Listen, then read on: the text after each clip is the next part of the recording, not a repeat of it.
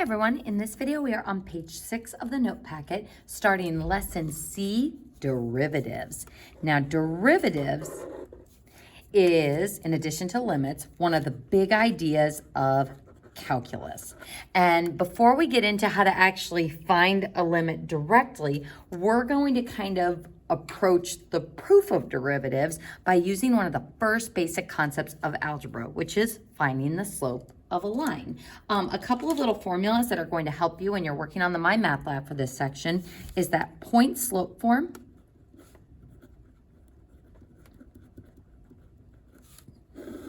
is y minus y1 equals m times x minus x1, where x1, y1 is any point on the line.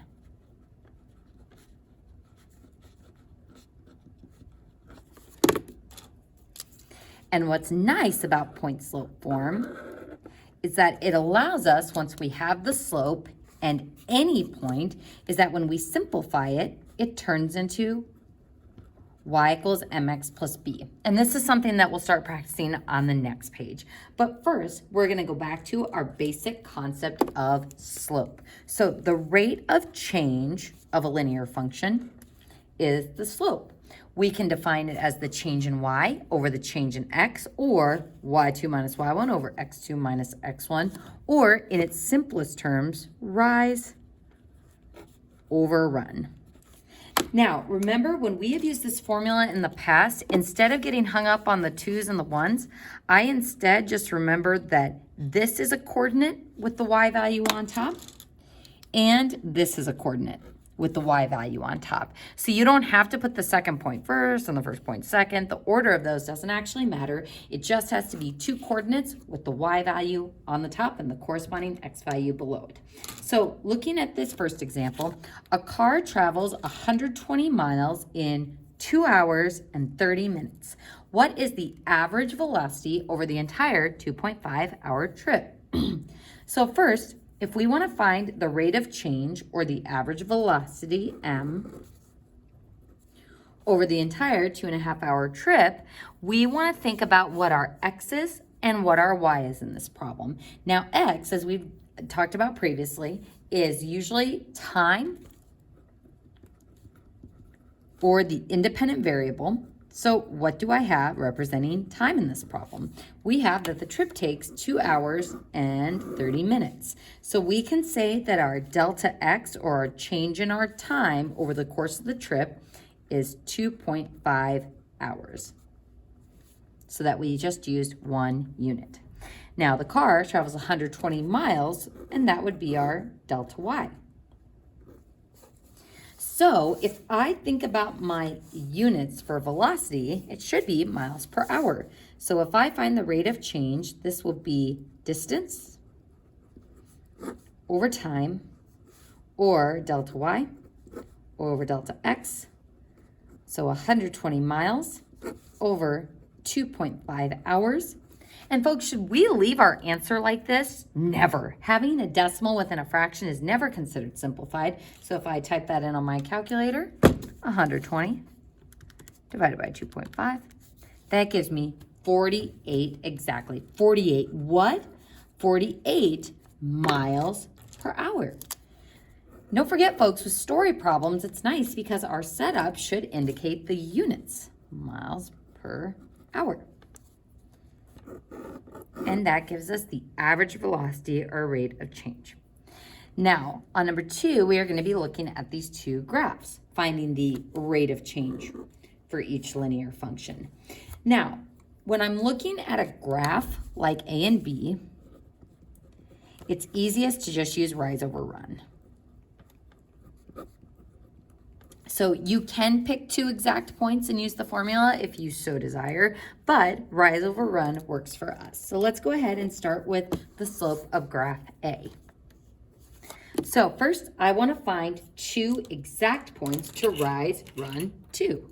So I'm going to start with this one, which is on the grid, and this one, which is on the grid. And sorry, that graph's a little bit fuzzy there, but how much am I rising? 2.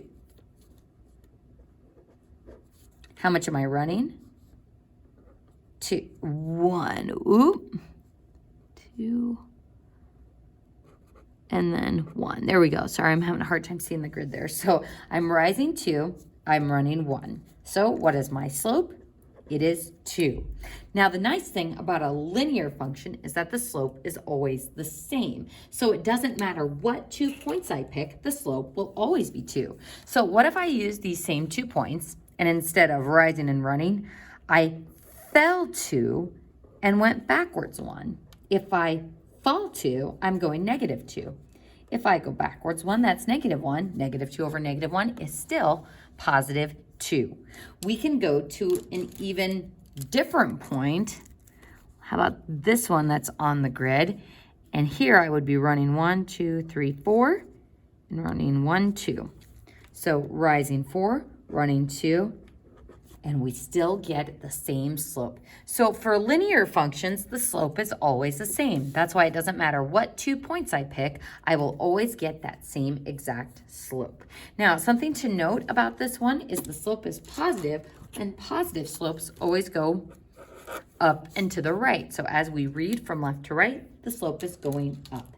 Negative slopes, as we read those lines from left to right, go down and to the right. So this one should have a negative slope. So I'm going to go ahead and pick 2 points that are exactly on the grid. How about this one and this one?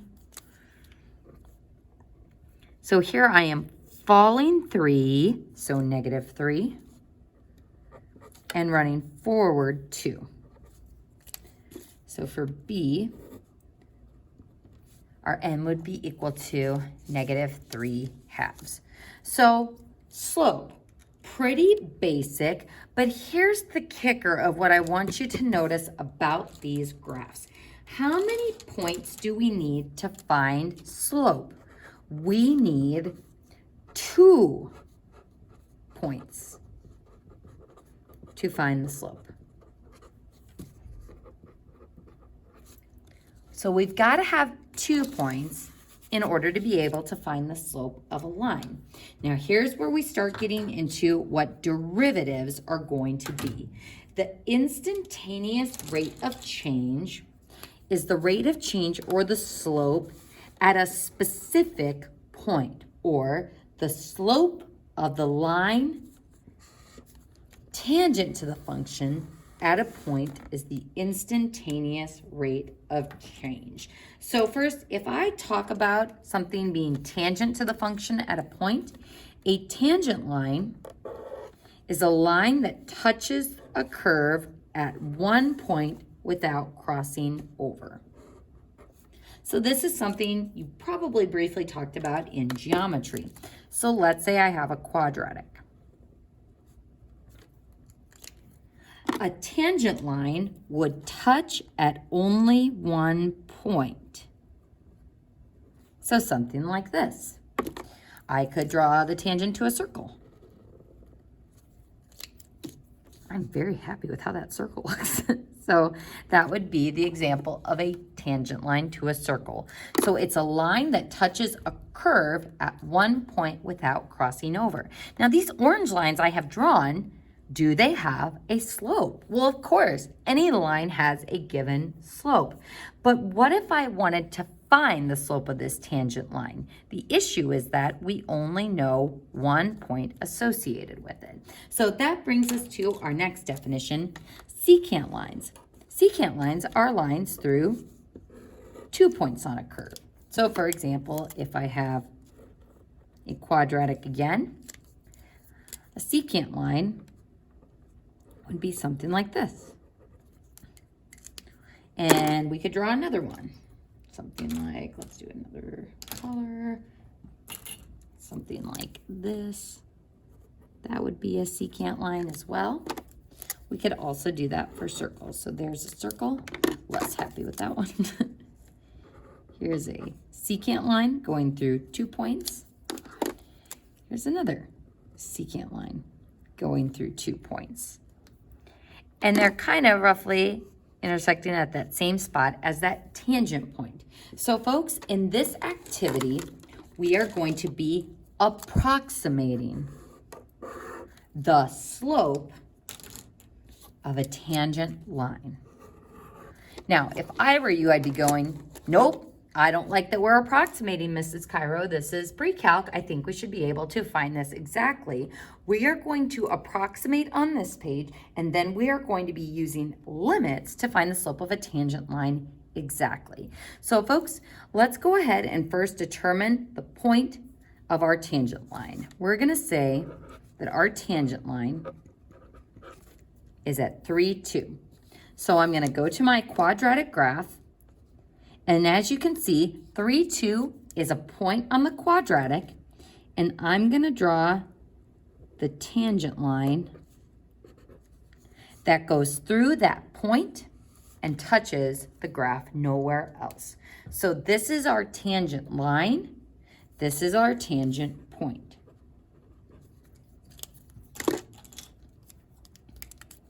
So tangent line. Now, the issue is if I want to find the slope of this tangent line, the only thing that we know exactly about this line is that it has the point 3, 2. So what we are going to be doing is picking points closer and closer to this one on the curve to get an approximation for this slope. So we're going to start with a not so great point at -1, 2. So -1, 2 is a point on my quadratic. If I draw a line from that point to this point, what is the slope of that line? Hopefully you know that the slope of a horizontal secant line would be 0. So what we're going to be doing is moving closer to my secant point, or sorry, closer to my tangent point, following the curve. So my next point is going to be at 0, -1. So another point on my quadratic, and I'm going to draw a line from it to that tangent point. So this green secant line, what is its slope? Well, I'm rising 1, 2, 3. I'm running 1, 2, 3. So 3 over 3. My slope is 1. So which is a better approximation of this tangent slope, 0 or 1? Well, 1 is looking better, but as we can see, my tangent slope should be steeper. So folks, what we are doing is getting closer and closer to this tangent point to get an approximation for the slope. So we're going to define a value, h, to be how far apart the 2 points x values are. So how far apart are these 2 points x value-wise? 1, 2, 3, 4. So h is 4 on this one. How far apart are these 2 x value-wise? 1, 2, 3. Folks, we can also determine that just from looking at the x values. So 3 units apart, 4 units apart. So we are going to make this h value smaller, and our next point is at 2, -1. So another point on my quadratic that I'm drawing a secant line through to that tangent point. So here, how far apart x value-wise are these 2 points? 1. And my slope of this line is rise 1, 2, 3, run 1. So my slope is 3. Now this next point that I use is 3.1, 2.41. Now if you're like, where did they come up with this horrible little point to use? This point is on my quadratic right here. Now, if I draw that line,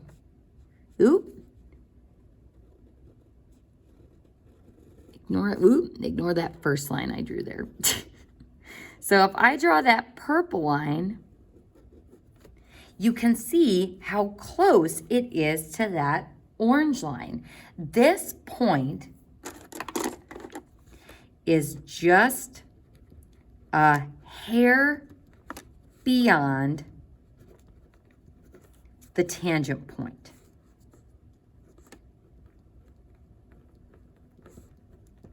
It's still on my quadratic, but it's just a hair beyond the tangent point at h equals 0.1. So if I were to find the slope of that purple, actually I want to make that line blue. There we go.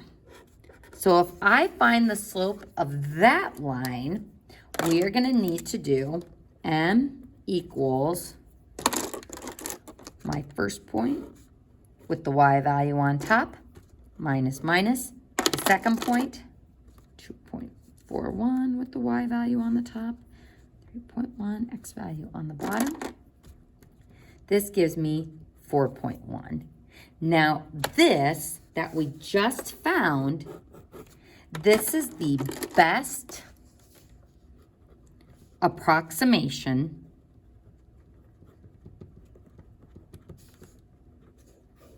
of the tangent slope. The best approximation of the tangent slope. So it is an approximation, but we are getting closer to finding the tangent slope. So folks, what I want you to take away from this is I always need 2 points to find the slope of a line. Now, as I make that h distance smaller and smaller, so as the distance between those 2 points gets smaller and smaller along my curve, I'm going to get closer and closer to finding that actual tangent slope. So folks, I have another illustration to essentially show what we have done in this activity. So if I have this tangent point and I start with this point, I'm moving closer and closer. I'm closing in that h distance, getting closer and closer. And as my h value gets smaller or closer to 0, we are going to close in on that tangent point. So that concludes page 6 of the note packets. And on the next page, we will start getting into the definition of the derivative.